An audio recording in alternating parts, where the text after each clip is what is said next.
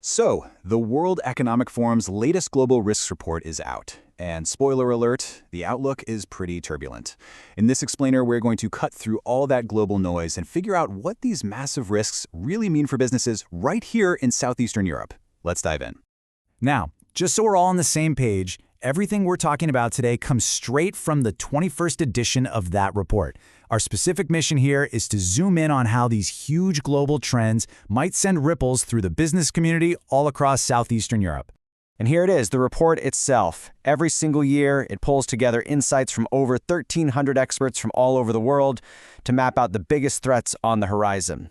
Look, this isn't about some crystal ball prediction. It's about understanding the challenges that could be coming our way so we can actually get ready for them.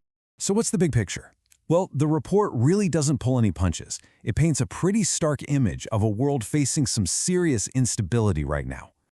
This one line, wow, it really sets a serious tone, doesn't it? Balancing on a precipice. It suggests that all the stability we might have gotten used to is being threatened from a whole bunch of different directions all at once. And if you want a number to back up that feeling, here it is. Over half, 57% of global experts are expecting a turbulent or even stormy decade ahead. And get this, only 1%, just 1% thinks things will be calm. So the big takeaway? It seems like uncertainty is the new normal. All right, so let's get a bit more specific. What are these threats exactly? What's got all these experts so concerned on a global level? Topping the list for the short term is something called geoeconomic confrontation. Now, this isn't just your standard trade war. Think of it more like countries using their entire economic playbook, things like sanctions, supply chains, tech restrictions, as weapons in a bigger geopolitical game. Now, what's really fascinating here is how all these risks are connected. They're not happening in a vacuum.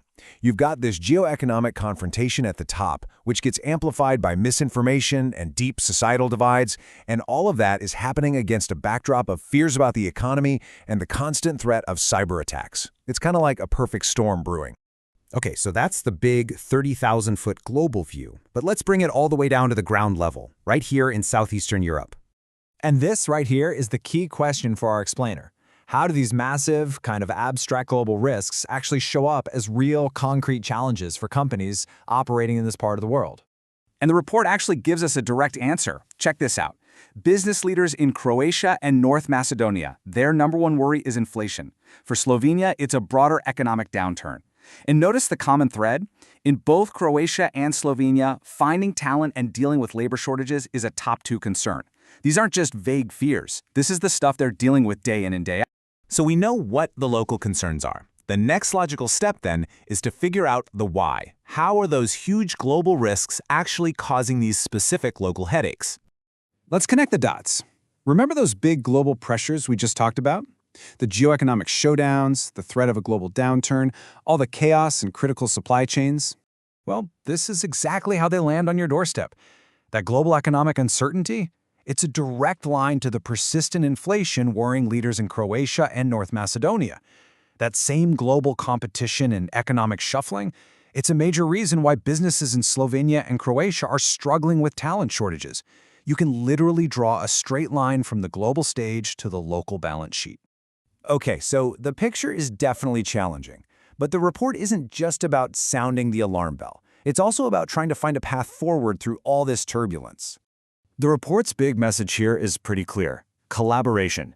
When you can't get the whole world to agree, it suggests forming smaller, focused groups, coalitions of the willing.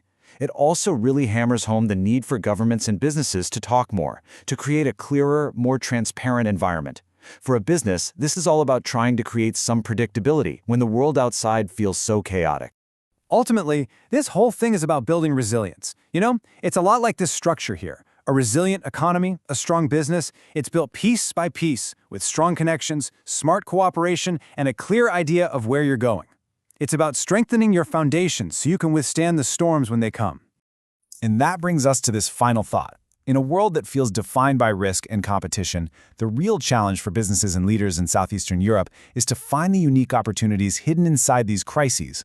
What is the region's greatest strength, and how can you leverage it to build not just a defensive wall, but a launchpad for a much more resilient future?